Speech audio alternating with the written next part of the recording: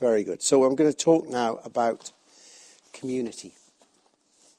I'm going to start with a quote. Fellowship is life, and lack of fellowship is death. In hell, there is no answer to man's cry for help, because there is no brotherhood, but every man for himself. So that's a statement that's been ascribed to someone called John Ball. And John Ball was one of the leaders of the Peasants' Revolt in England in 1381. And that quote is written on a plaque at the entrance to the Church of the Ascension on the edge of Blackheath in London. And Blackheath is the place where the rebels congregated in 1381, marched from different parts of the country and congregated on Blackheath, looking down on London. Now, in fact, the words that are ascribed to John Ball in that quote were actually written by William Morris. And some of you may be aware of William Morris. He was a 19th century author, textile designer. He was very much involved with the pre-Raphaelite painters and designers, and socialist. And he wrote a book, a novel, called A Dream of John Ball. And that's where the quote actually comes from. But it's very similar, it's thought, to the kind of thing that John Ball might have said. But William Morris understood the importance of fellowship and community to a meaningful life. And he also understood what results, or what can result, when fellowship and community are lost. So we might think of the hell described by John Ball, where there's no answer to a cry for help, as an imagined extreme version of a free market economy where each individual looks after their own self-interest and ignores the needs of others. But there's another form of hell where friendship and community can thrive and shine through in the most difficult of circumstances. It's a hell, a form of hell, in which people rush to help each other. And it's what an American author called Rebecca Solnit calls a paradise built in hell. So she writes about this, Rebecca Solnit, and she describes, for example, how early in the morning of 18th of April 1906, a woman called Anna Amelia Holzhauser was literally shaken out of her bed in San Francisco by an earthquake.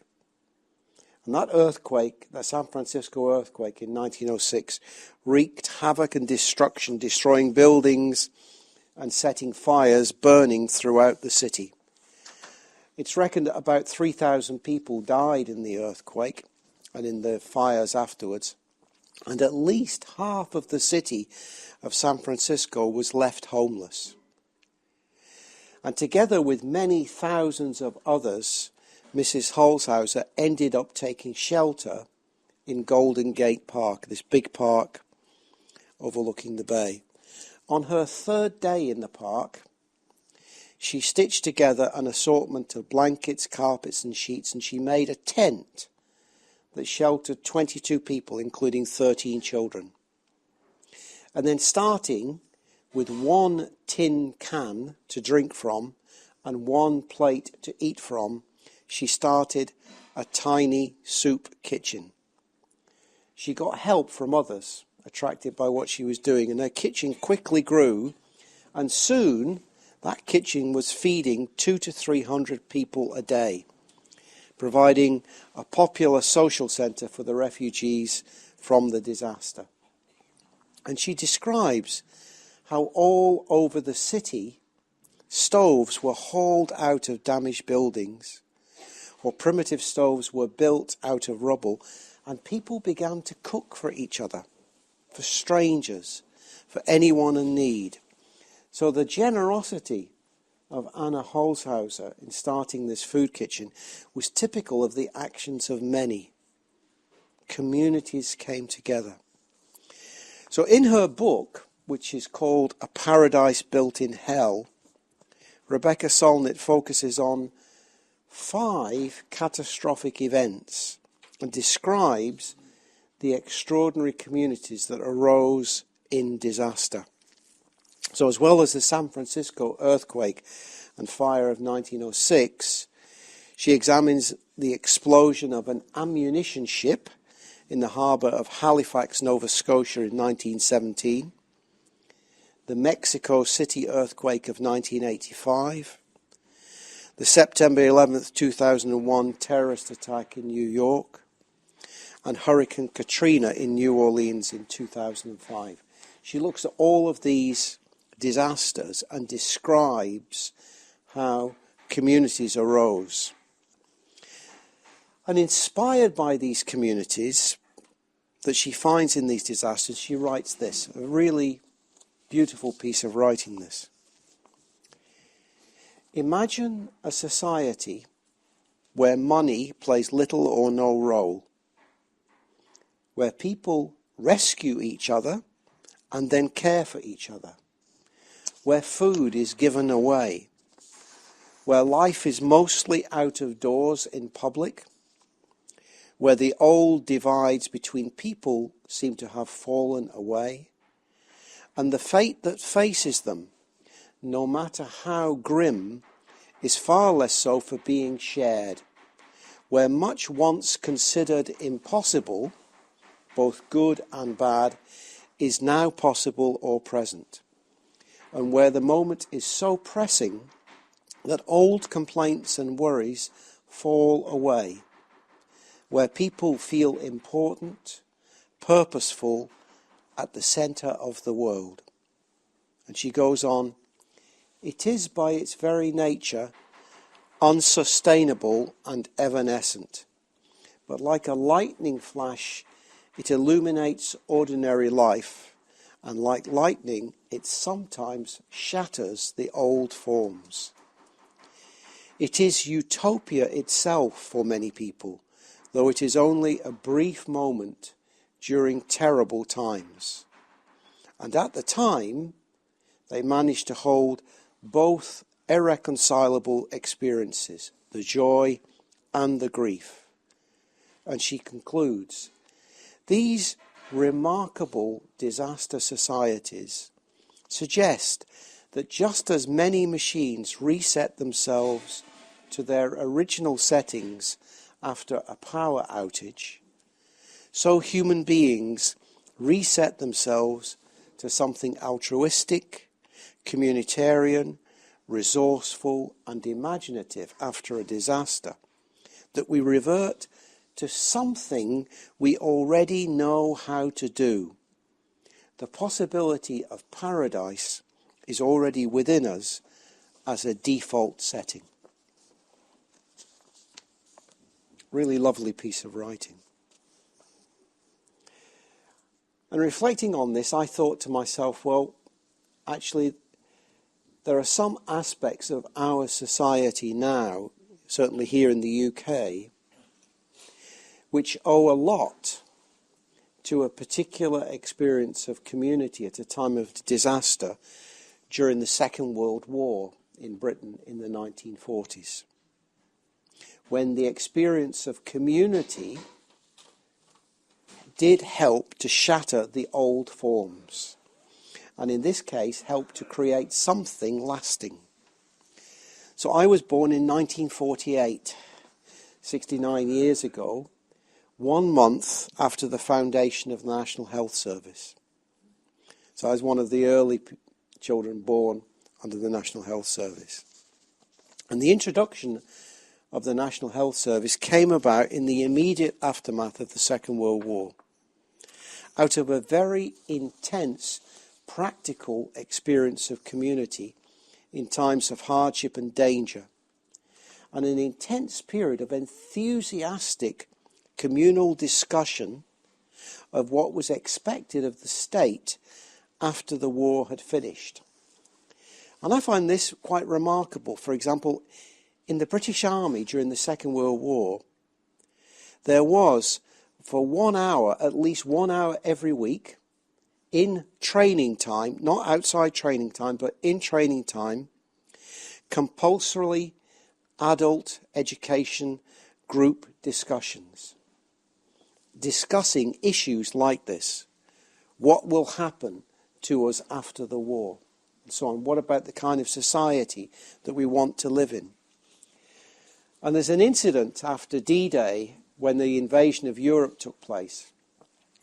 And there's a battle going on somewhere in France, I think it is, and there's a bombardment from the Germans.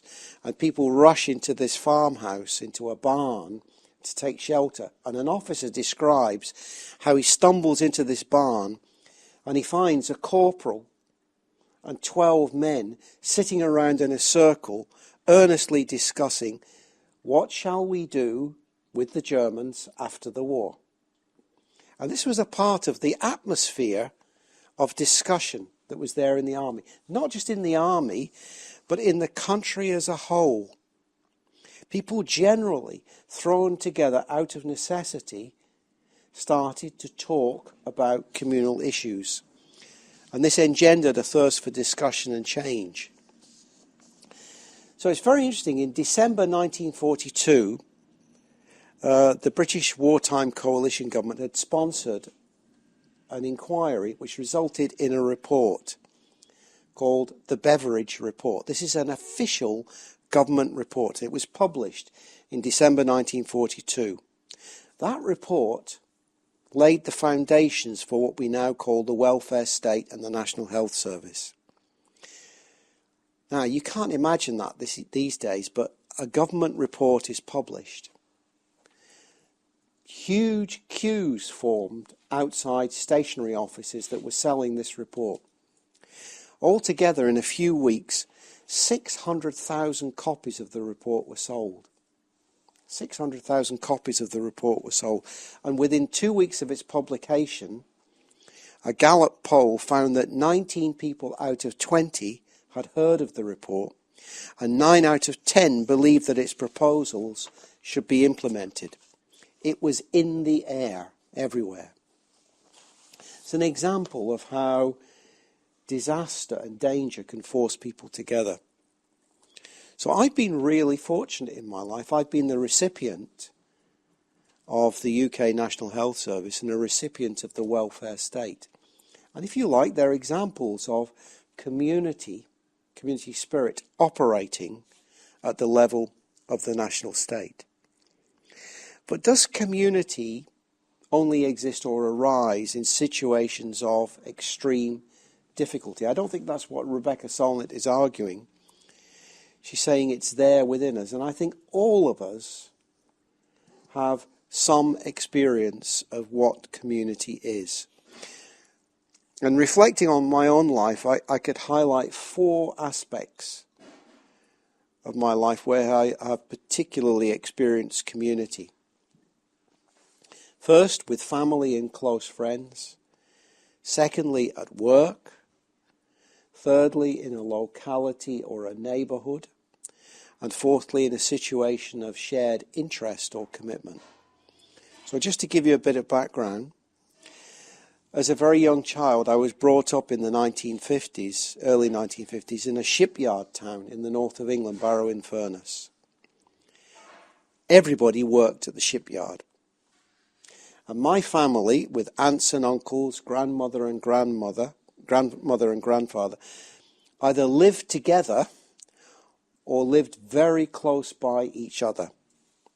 And every family in the locality depended on the shipyard for work and income, and all of the workers belonged to trade unions. And the family extended to include neighbours on the same street. Doors were never locked.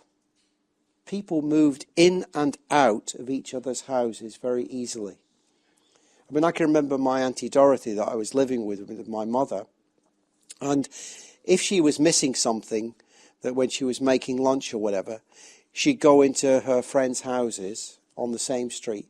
If they weren't there, she could take something, use it, replace it. That was fine. Everybody did this. It was okay. And all of the people who lived on the street were aunt and uncles to me. So a very rare situation now. 60 years ago that was. And places that combine communities of family and friends, work and neighbourhood are much rarer today. But then in the 1990s, I was really fortunate. I was able to live for 6 years in a Buddhist community of 18 men at Padmaloka Retreat Centre in Norfolk. And I came to that from quite a stressful job, and but on the other hand, a very successful career. But that period of living, if you like, in an intentional community was one of the most positive and formative experiences of my life. It's an example of an intentional community of shared interest and commitment. So I've been lucky. I've experienced those 4 particular types of community. Here, you have an intentional community that comes out of shared values and interests here at Dana Kosha. And more generally, for over 20 years, I've enjoyed the benefits of being an active participant in spiritual communities based around Buddhist centres in 4 different cities, making and visiting friends in Buddhist communities around the world. And these Buddhist spiritual communities, or what we call sanghas, are classic examples of intentional communities of shared interest and commitment, just like churches can be, and so on. But the question is, has community declined? And if community has declined, compared to, say, 50 or 60 years ago or longer, does it matter? There's a very interesting book that tackles this question in relation to the United States, a book called Bowling Alone by an American named Robert Putnam. And he produces evidence that shows, first of all, that educational achievement at schools, public health, crime rates, depression, race relations, teenage suicides, economic productivity, and most importantly, simple human happiness, are all very much affected by whether and by how much we connect with family and friends, with neighbours and co-workers, are very much affected by community. Connecting with family and friends and neighbours and co-workers, as Putnam puts it, enables people to build communities, to commit themselves to each other, and to knit together the social fabric. And in this way, people can feel a sense of belonging, can experience relationships of trust and tolerance, all of which adds immensely to the quality of life. So he's saying, first and foremost, community matters. But, he says, the evidence is that it's in decline. So he gives some statistics to back up this idea that community is in decline. This is from his book, Bowling Alone. He says, if you look at the United States of America, between the mid-1970s and the mid-1990s, the number of people who held leadership roles in any local organisation fell by more than a half. It's quite staggering, that. People in social surveys and so on reporting that they would hold leadership roles in local organisations, the numbers fell by more than half in 20 years. And he says more informal social ties also fell. In 1975, Americans entertained friends at home 15 times a year on average. By 1998, the equivalent figure was barely half that. Many leisure activities that involved joining with others, from volleyball to playing chamber music, whatever, also declined. He describes what's happening. The growth in suburban sprawl caused people to travel much further to work and to shop, and to enjoy leisure opportunities. And with less time available, there was a drop in the inclination to become involved in groups. And he also points to evidence for a declining participation in elections, evidence on a fall in interpersonal trust, and a reduction in church-going. All of this paints a picture of the decline of community. Now, if you look around the world, there are some other pointers that show that similar things are happening. So in the UK, there's been a very sharp rise in what we call paupers' funerals. This is where someone dies and they're completely alone. No family, no friends. So many more of us are dying alone, with recently the number of paupers' funerals increasing by a quarter in a single year. And I think this was George Monbiot in The Guardian who wrote, "Loneliness in the UK is now at epidemic proportions." Loneliness in the UK is now at epidemic proportions. And more recently I was reading, and I find this absolutely astonishing, because I always thought that Japan was one of those countries where there was very, very strong bonds of family and community. What's happening in Japan? There's an astonishing, sharp rise in the number of pensioners who are being sent to prison. Just clock that. Pensioners being sent to prison. Why?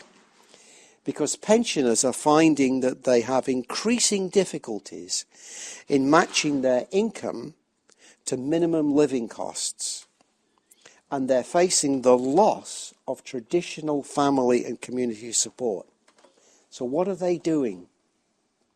They're deliberately becoming repeat shoplifters so that they are committed to prison, where they will be better looked after with the company of others. Isn't that astonishing? Quite astonishing that pensioners are deliberately getting themselves arrested and sent to prison because actually they can have a better life with other people in prison. And so Putnam argues that when you look in the USA and you're looking around the world, I think you see that community is in decline. And he argues that technological change is increasing the pace of this decline, is increasing the intensity of decline. So some people argue that developments of social media and of the digital connection are a counterweight to the loss of community.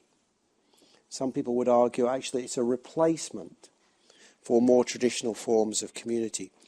Putnam argues, and I tend to agree with him, that they offer too weak a link to reverse the true loss of community. Putnam's right, I think, when he says face-to-face, real people interacting with each other, those forms of social interactions are a precondition for a truly meaningful life online. You have a commentator called Sherry Turkle who believes that real community, far from being enhanced by technology, has been displaced by what she calls the half-light of virtual community. So where does this leave us? Rebecca Solnit's Paradise Built in Hell, I think, reminds us that we have the potential within us for astonishing levels of community. But Robert Putnam's telling us that community is in decline. So is this decline an unfortunate but unavoidable concomitant of our economic system? That's the question that I ask myself. That's what I want to turn to now. So I'll just pause there. If there's any questions that people want to ask on that first part of the talk, before I talk, to look at maybe deeper causes for the loss of community connected with our economic system. We can come back to it later. So I'll carry on then. And to answer this question, is there possibly, I'm not saying that this is definitely right, but is there possibly something in the deeper development of our economic system that helps to explain the decline of community? And I'm going to start off by referring to an economist from Harvard University, a radical economist called Stephen Marglin. And he has a very interesting model for thinking about community. I'm not saying that this is the only model or it's necessarily totally correct, but it's an interesting model. He talks about two distinct kinds of community. A community of necessity and a community of affinity. So if you think back to the examples of community at times of terrible disasters that Rebecca Solnit was writing about, they are examples of community of necessity. Out of necessity, people come together. People discovered that if they were to cope with the effects of disaster, they needed to come together and to help each other. They discovered this capacity already there within themselves. So very interestingly, Marglin provides us with another example of a community of necessity. He looks back in historical times to the medieval manor. Not something that I would have instinctively thought of, but he looks back to the medieval manor. And what he argues is that, okay, you think of a medieval manor, you have incredibly different degrees of individual freedom. In a medieval manor, you have the lord of the manor who has a lot of freedom, you have the serfs who have very little freedom, and so on. But he says, they were all brought together in the medieval manor in a common activity of agricultural production. They were not equal, they were far from equal, but nevertheless it was necessary that they worked together in order to survive. So that's an example in our history of a community of necessity. Communities of affinity, on the other hand, are held together not by adversity, but by shared affections, common goals, a unity of vision and ideology, and mutual responsibilities. Actually, I didn't mention that earlier in my life I lived in a small community of radical left-wingers in London, who came together out of a shared ideology. Quite a good community, actually. Maybe not as good as the Buddhist communities that I've stayed in, but quite a good community. So you think of church congregations, Buddhist spiritual communities, and so on. I was talking with Katie about the Centre for Alternative Technology. I mean, there was a community living there together. And that's out of a shared interest and a passionate commitment to alternative technology. And you could think of other examples of shared interests. So you have these communities of coming together out of necessity, communities coming together out of affinity. They're not mutually exclusive. They can work together to give a community cohesion. So Stephen Marglin, he acknowledges absolutely that the community of medieval times was by no means ideal. You had these really harsh and unequal relationships between the lord and the serfs. But he says it also had other relationships between master and apprentice, relationships of family, relationships of religious beliefs, and relationships of the village. The community of medieval times combined necessity and affinity. But that kind of community was destroyed in Britain and in Europe between the 15th and 19th century. Those traditional forms of medieval community were destroyed in a process which created the conditions for capitalism to emerge. So in Britain, there's what we call the enclosure movement. This is where lands previously held in common were forcibly transformed into private property, and the people who lived off the common land were denied access. I guess something similar happened with the Highland clearances in Scotland, and I think that other similar processes happened in different parts of Europe. And there's an economic historian, a woman called Joyce Appleby, who writes about this process and describes what happened then in terms of community. And what she says, it's very interesting. She says that the process of enclosure dissolved what she called the moral economy. And the moral economy that obtained within the village in medieval life was a moral economy in which the weak, the irresponsible and the unlucky were knit into the same village responsibilities with the able. Everybody was together. And the enclosure movement created a new order in which the individual landlord was free to pursue his own interests independent of the needs of others in the community. As Appleby says, enclosure disentangled each person from this web of community obligations. And as she put it, the consequence was this. This is what she wrote.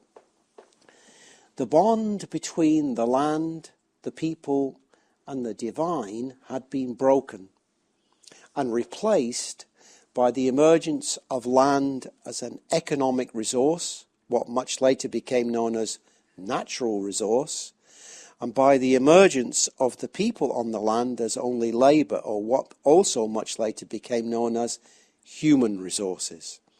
So there's a process, words appearing and developing over time that represent the dissolving of the medieval community.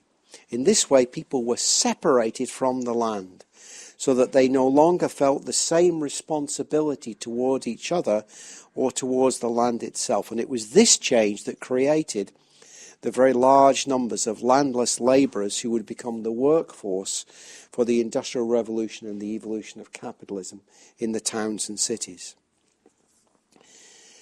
So I think it's worth dwelling upon that. There's a process been going on with very deep roots in the development of society since the Middle Ages. But it's interesting to reflect also that not all examples of older forms of community organisation have been lost. So if you visit the United States and Ontario in Canada, in some parts of the United States and Ontario, Canada, you will find about 250,000 members of a community known as the Amish. They come from the Anabaptist Church, I think, the Amish community, religious community. They live in several hundred small communities or settlements in which members live and worship. And they combine affinity, their religious beliefs, with necessity, a set of rigorous rules which largely preclude participation in modern technological and economic society. These rules make it necessary for them to rely on each other. So I don't know if any of you have ever seen a film called Witness with Harrison Ford, which involves him as a detective going and living in an Amish community. And there's a really great scene in that where they have what's called the Amish barn raising, where the whole community comes together to build this incredible barn. And this goes on today. If you look on YouTube, you can find videos of Amish barn raising where all these people come together and they construct these wonderful barns over several days.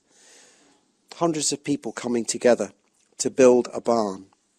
And it's one of the defining examples of Amish economic and social life. All of the labour involved is given for free. The community come together. Now, if you separate yourself from that and think about modern economic society, if a farmer's barn is burnt down, what happens? The farmer has an insurance policy. They turn to the insurance company, maybe through a faceless transaction, rather than turn to the community. Maybe they do get help from the community, I hope so. But it's actually, we have systems And I'm not actually saying we shouldn't have insurance. Don't get me wrong. I think it's a good system. But there's a price that's paid for that. And I'm not saying either that Amish society is a model kind of society that we should all aspire to, because there are conditions there in that society that we may find quite unattractive in some ways. But I'm pointing to them because they do manage to actually survive. It's very interesting. They use very old methods of agriculture. And the assumption was until recently that they must therefore be much more inefficient and unproductive compared to modern forms of agriculture. And the research that's going on now is saying, no, actually, the old methods that they use are actually incredibly efficient and productive and bear very good comparison with modern methods. So the Amish can do it. They combine affinity and necessity because they prohibit insurance and they require mutual dependence. But generally in Western society, what we find is our ability to rely on community support is in decline. And Stephen Marglin argues that it's this importance of the ties of necessity that put community at odds with the foundational assumptions of modern economics. Because markets are based on voluntary, instrumental, opportunistic relationships. And they're diametrically opposed to long-term commitments and obligations that characterize community. So by promoting market relationships, economics undermines reciprocity, undermines altruism, undermines mutual obligation, and thereby undermines the necessity of community. So, slight pause again there. What does Buddhism have to say about all of this? And what are the implications for us? And that's what I want to turn to in the final part of the talk. So at the center of Buddhism, we have the three jewels. The three jewels of the Buddha, the ideal of enlightenment, the Dharma, the path of the teachings of the Buddha, which are there to help us to get to enlightenment, and the Sangha. And the Sangha is the community of the followers of the Buddha. So, when you look at the teachings of the Buddha, what you find is that he was very concerned with community. He was very concerned with the health of his Sangha, his community of followers, not just monks and nuns, but lay followers. But he was also very concerned with the general health of the wider community beyond his own Sangha. Now, okay, he lived 2,500 years ago in a society very, very different to the society in which we live now, much more like, if you like, the medieval society I was talking about earlier. But what can we learn? I think we can actually still learn some things from the Buddha's teachings. So what I mentioned then was that the broader community of the Buddha's followers, the broader Sangha, include monks and nuns and lay followers, lay people. And they coexisted in an interconnected relationship of affinity and of necessity, giving support to each other. So the monks and nuns were subject to various rules that they had to live by. And one of the rules was they were not allowed to hoard or keep or cook any food. They were not allowed to carry food. Instead, like many of the holy wanderers of that time, of necessity, they had to enter the nearest village or town with a bowl, and they would stand with head bowed outside houses or in the village or the town, waiting to see if people would come and give them some food, maybe leftovers or something that they were cooking for themselves, they had a bit spare. Whatever they were given, that was their food for the day. So the first thing they did in the morning after meditating was they went into the near village or town. They were not allowed to choose particular houses to stand outside of. They were not allowed to say, actually, I had curry yesterday, could I have something different today? There was no conversation, they just had to accept whatever they were given. Whatever they were given.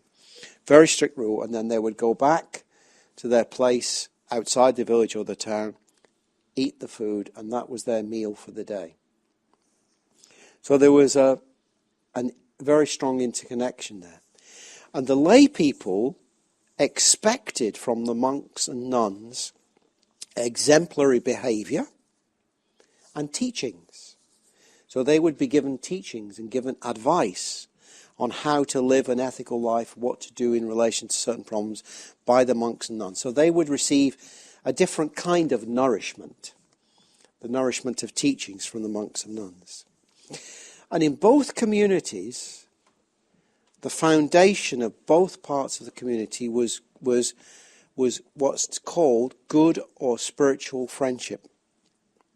There's this very famous exchange between the Buddha's companion, Ananda. He lived and helped the Buddha for 25 years, Ananda, and the Buddha. And Ananda says to the Buddha, "Venerable Sir, this is half of the holy life. That is good friendship, good companionship, good comradeship." And the Buddha replies, "Not so, Ananda. Not so, Ananda. This is the entire holy life, Ananda. That is good friendship, good companionship, good comradeship."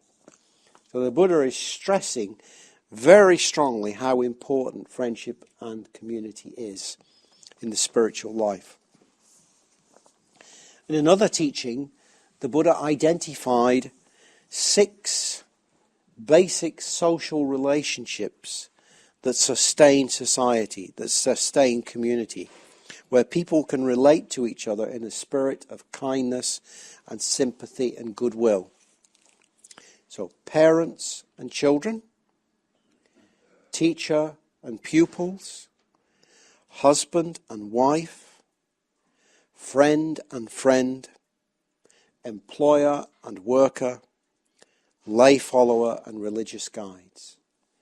So he laid out, if you like, 6 basic strands in society that help to form community, where a spirit of kindness, sympathy and goodwill can thrive. So, writing about these teachings by the Buddha, Bhikkhu Bodhi, who has translated most of these teachings, he's one of the foremost modern interpreters of the Buddha's teachings. He says the Buddha is describing and advocating a society in which each person rises above the demands of narrow self-interest and develops a sincere, large-hearted concern for the welfare of others and the greater good of the whole. So this is the ideal. Now, what I like about the Pali Canon, the place where all of the early teachings of the Buddha are gathered together, is it's not a perfect world. It has stories about where things go terribly wrong, even where the Buddha fails. And this gives it actually a flavour for me which seems much more truthful. It's not totally idealistically positive. And there's 2 examples in particular in those early teachings that show how problems did occur. And I think they're very interesting because they throw a light on the roles of affinity and of necessity that I was talking about earlier. So the first example concerns monks and involves a case of dysentery. Sangharakshita has given a talk, I think, called A Case of Dysentery. What happens here is the Buddha returns to a community during the rainy season. 3 months of the monsoon and so on, monks would stay together in groups. So they'd build little huts and stay together. And the Buddha, accompanied by his attendant Ananda, discovers a monk ill with dysentery, lying on the ground in his hut, covered in excrement. And questioning the monk, the Buddha discovers that no one is taking care of him. The other monks are not taking care of him.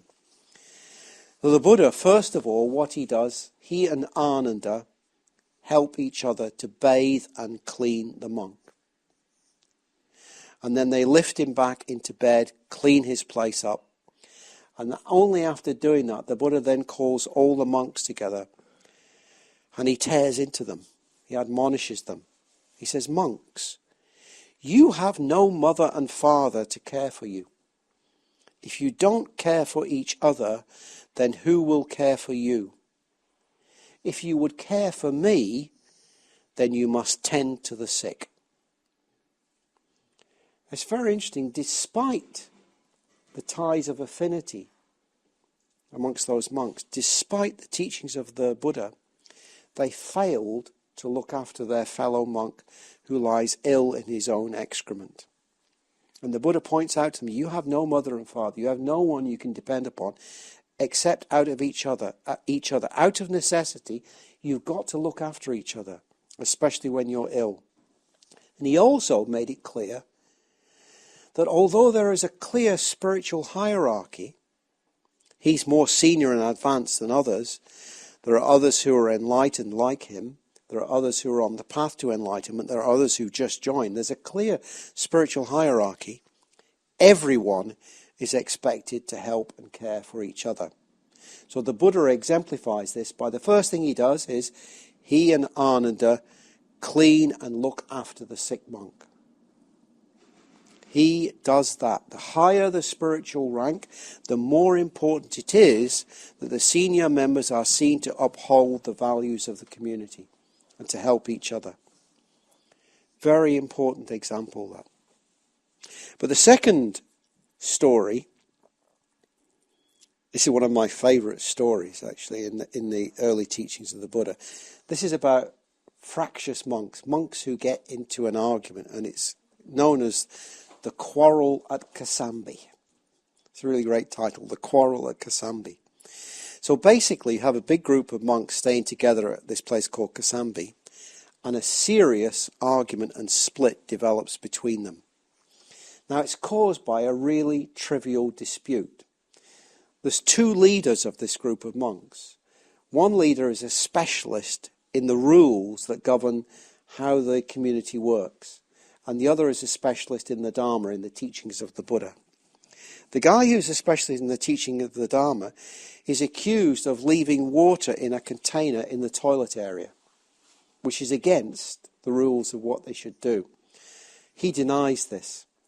The leader who is associated with the rules and enforcing the rules disagrees and thinks that he's done something very wrong. So they disagree, and very quickly what happens is the group of monks split into two. Half the monks supporting the leader of the rules, half the monks supporting the leader of the teachings. And they become deeply entrenched, refusing to give way. So the Buddha hears about this. He's told that there's this huge quarrel going on and there's a split. So he goes and he talks to them and he tries to resolve the dispute. What happens is they say, you don't understand. You don't understand. This is what they say to the Buddha. You don't get it right. You know, he did something wrong. And the other group say, no, I didn't do anything wrong. He fails. He utterly fails. He can't actually get them to resolve the dispute. So he says, okay, it's your life. He leaves. And it's very interesting. You know, the Buddha doesn't always succeed. He leaves. Even he could not persuade the monks to end the dispute, each refusing to give way. But remember, every morning the monks have to go to the nearest village or town, stand carefully and mindfully with a bowl, waiting to see if people will bring them food. And the villagers, when they heard about the dispute, and they heard particularly that they'd ignored the advice of the Buddha, refused to give them food. They were getting no food. At this point, they go, maybe we should do something. At this point, because they're getting no food, they finally concede and they go find the Buddha and ask for his advice. And he gives them a set of advice and the problem is resolved. Now, I think that's a really interesting story. Because one, it shows how the Buddha doesn't always succeed. He fails sometimes, and there are other stories where he fails. But it shows how that rule of necessity, that you must go to the village to get your food, how that works to put pressure. In this case, the lay followers, the village people, had more power than the Buddha over the monks, could bring them to their senses. Their stomach was more important than the Buddha's advice, at least initially. It's their boycott. Effectively, that's what it was. They boycotted the monks and refused to give them food. So, what does this mean for ourselves? What can we do in relation to fostering community? So I'm going to start with another story from the Buddha. And you'll see its relevance in a minute. I made a mention in an earlier talk about a wheel-turning monarch. So a wheel-turning monarch is so called because according to myth, if the rule of the monarch is just and good, a radiant wheel gem appears in the sky. A radiant wheel gem appears in the sky. If the rule is just, there's a radiant wheel gem. So this is a wheel-turning monarch. If the symbol disappears, then it indicates that something is wrong with the method of rule. This radiant wheel gem cannot be passed down as an inheritance, but must be earned by the just governance of each new ruler. So a king can't pass the radiant wheel gem down to his son. It must be earned by just rule. So you have a monarch, a wheel-turning monarch, and he's concerned about the future of his kingdom, and he seeks advice.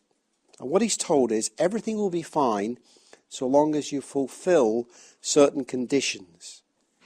That you seek the counsel of wise people of high moral integrity, that you follow the teachings of the Buddha on morality and wisdom, that you protect all of your people, that you prevent crime, and that you meet the needs of the poor. In this way your rule will be just, and the symbol of the wheel gem would remain visible. So the king follows his advice, and the Buddha tells how for 7 generations his descendants followed their example, and each of them, by their own policies and actions, renewed the symbol of the wheel gem. Eventually, though, there came one of the descendants, and he began to neglect the poor. And as a consequence of this neglect, poverty became increasingly widespread. As poverty spread, the poor had no means of making a living. So some of them began to steal from those who had what they needed. And in order to forestall the increase in theft, the king introduced capital punishment for theft. The thieves then began to arm themselves to protect themselves from the equivalent of the local police. This led to a general increase. This is the Buddha telling this. This leads to a general increase in weapons among the population, as people with property take up arms then to protect themselves against the thieves.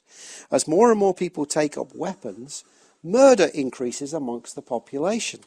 As crime increases, law enforcement becomes more tougher and indiscriminate. People fearing arrest begin to lie. Some people see an opportunity to get their rivals into trouble with the law by making false accusations against their neighbours. What you eventually get is a complete breakdown in people's trust for one another.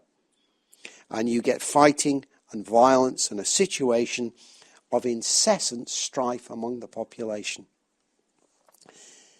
What's being described is how people are descending into a hell that's very much like the words of John Ball, with which I started this talk.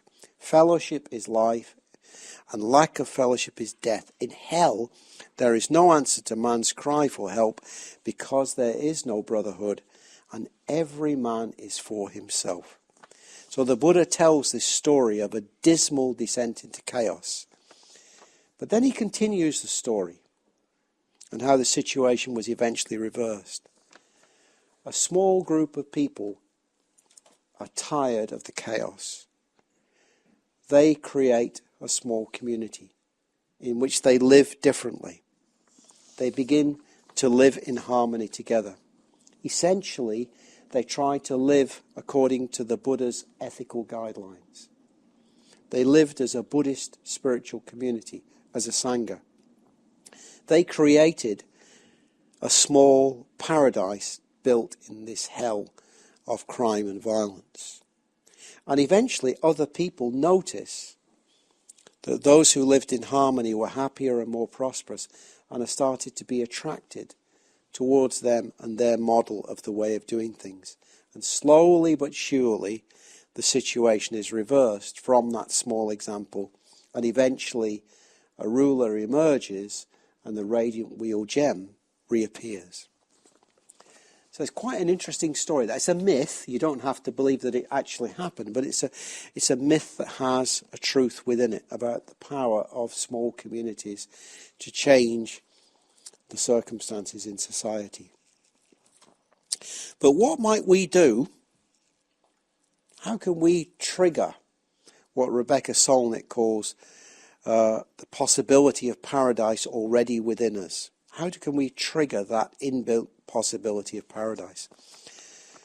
So I'm just going to throw out one or two suggestions inspired by somebody modern and some ancient philosopher and some other ideas, but you can have other ideas yourself. So there's a man called Tobias Jones. He's the author and the builder of a residential community. And he has this phrase: we are all commoners without a commons. Or more exactly, we are all commoners in a world where our commons is fast disappearing. So what do I mean by the commons, our modern day commons? Well, our modern day commons are things like public libraries, public swimming pools, shared available resources for anyone to use. So for Tobias Jones, community is to be found where we hold and share things in common. Libraries, parks, gardens, knowledge resources. Wikipedia is a very good example. And we can share buildings. So that's an area we can think about. But as Tobias Jones reminds us, those forms of commons are under threat. The dominant economic paradigm, the neoliberal economic paradigm, is to destroy the commons and privatise and sell off. So he says, if we steal a book from a public library, we might end up getting prosecuted, or we get a fine from the library. If someone steals a whole library, as he puts it, nothing happens. That's what he means by privatisation. If someone steals a whole library, nothing happens. And he quotes the anonymous old song. It's a really nice old song. This dates back to the medieval times and the process of enclosure. It goes like this: the law locks up the man or woman who steals the goose from off the common, but leaves the greater villain loose who steals the common from off the goose. And I think that's a nice way of putting it. The law locks up the man or woman who steals the goose from off the common, but leaves the greater villain loose who steals the common from off the goose. So public libraries are under attack.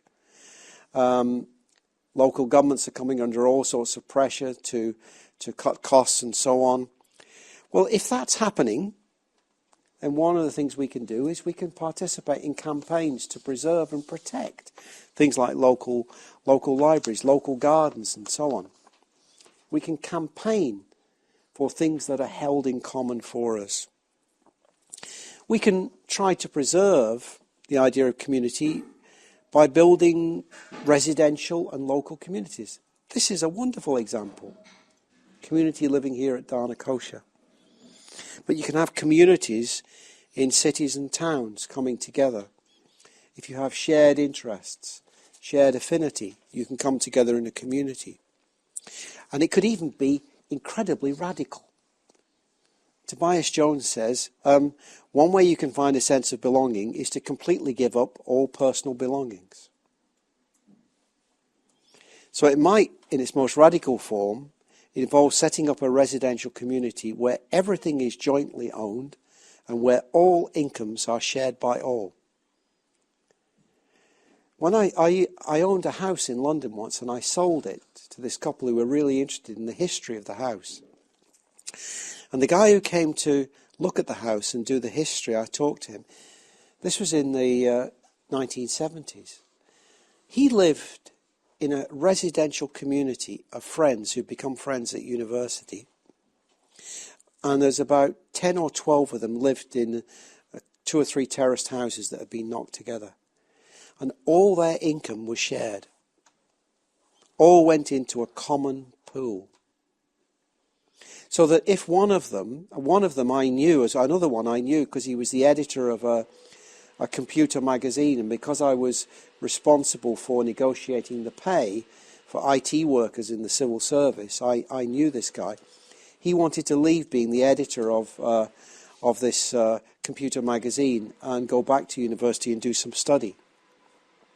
They discussed it communally and said, fine, you go and do that and we will finance you to do that. You've paid a lot into our community from your salary and so on. Now it's your turn to get benefit. Quite a radical form of community. Another example of radical forms of community come from the philosopher Epicurus. Epicurus, Greek or Roman philosopher, I'm not sure actually. Greek.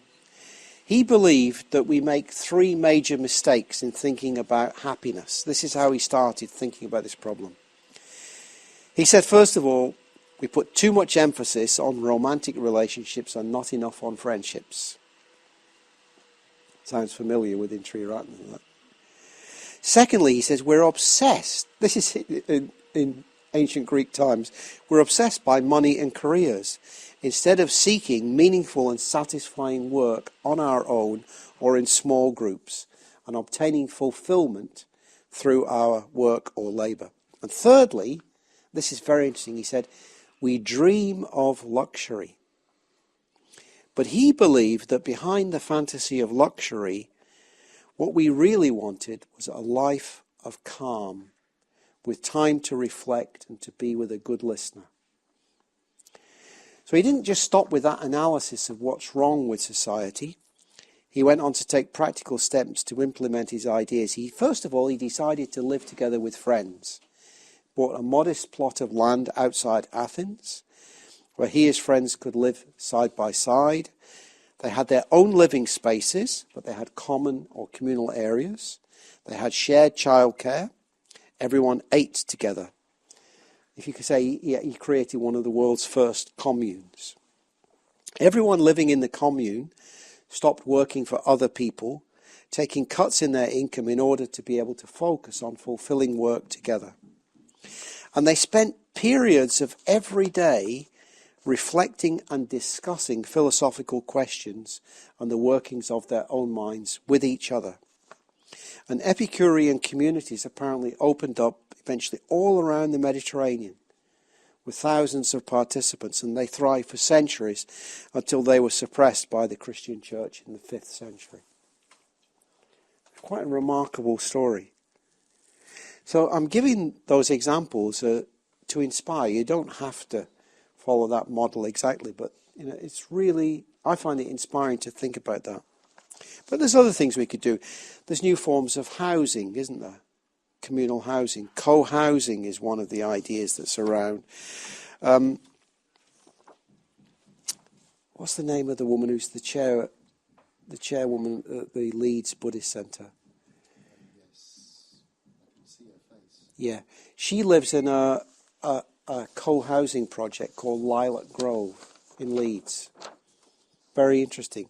It's a co-housing project of 35 adults and 10 children with 20 individual private housing units grouped around a communal garden and courtyard with shared facilities such as a laundry room, a workshop, allotments and bike sheds. And they have a common house where they meet, cook and eat together twice a week. They hold parties. They collect their mail from the common house. They host local groups to visit, and they collectively govern their little community, co-housing community. The age runs from early 20s to over 80 with children. The housing units range from 1-bedroom flats to 4-bedroom houses. Between them, they own 10 cars, much lower than the usual average ownership of cars, and they're parked on a little car park at the side of the site. So it's interesting. These sorts of ideas are around. It could be very simply if you live in an area where there are lots of fences between each house. What a radical step to take fences down. Might be quite difficult, but worth thinking about. Why don't people share machinery, share lawnmowers? I mean, I live in a Buddhist centre, which is in a wooden house in Tallinn, in Estonia, next to a wooden house next door. And the teenager next door cuts their lawn, and he comes through and he cuts our lawn for us. It's really nice that he does that. There's a relationship built up then through that shared activity. But ultimately, I think community depends upon cultivating values, solidarity, commitment, mutuality, trust, and opposing the selfishness and greed that are endemic in our modern economy. And I believe very strongly it starts at the local level. It has to start from the local level. I'm not saying that we shouldn't be campaigning about national issues, but if we're to build trust and empathy, it has to start at our local level. So I hope I've given, it's quite a long talk that, I'm sorry for how long it is, but there's a lot there, I think, to reflect upon. And after the break, what I'd like you to reflect upon is, what experiences have you had in your life of community? Just to think back where you've really experienced community. It's worth remembering and reflecting and talking about that. And secondly, what might we be able to do now in our current living and working situations to foster a sense of community? What might we be able to do to foster a sense of community?